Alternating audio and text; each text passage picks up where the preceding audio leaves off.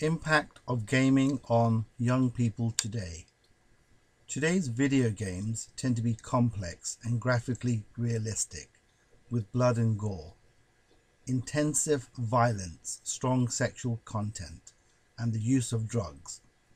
These are just a few phrases used to describe some of the most popular games that young people are playing. Video games are a very powerful, interesting, and fairly new area of media that is not just directed to young people, as there are more game-playing adults around their intended audience. A study in 2004 found that young people who play violent video games for extensive periods of time tend to be more aggressive, more prone to confrontation with teachers, and engage in fights with their peers. The Pew Research Center 2008 found that 97% of young people aged 7 to 15 played games with violent content such as Grand Theft Auto.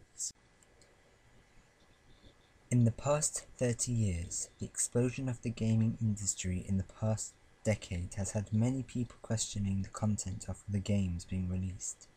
Video games have had a major impact on how young people spend their leisure time.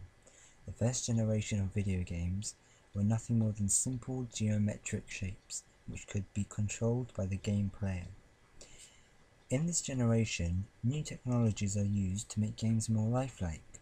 Along with these new technologies come more realistic violent acts and situations.